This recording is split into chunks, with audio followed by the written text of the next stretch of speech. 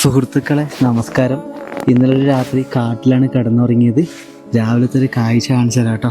എത്ര മനോഹരമായൊരു സ്ഥലമാണ് നോക്കിയേ.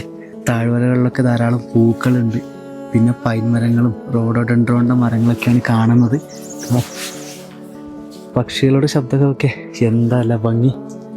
ഞാൻ 5:30 എണീച്ചിന്. ഇവിടെ എന്താ പഞ്ചച്ചുളി ഹിമാലയത്തിൻ്റെ ഗോൾഡൻ വ്യൂ വരേണ്ടതാണ്, ഇതുവരെയായിട്ട് വന്നിട്ടില്ല. അങ്ങ് ദൂരെയാണ് വലിയ കൊടുമുടികളുള്ളത്.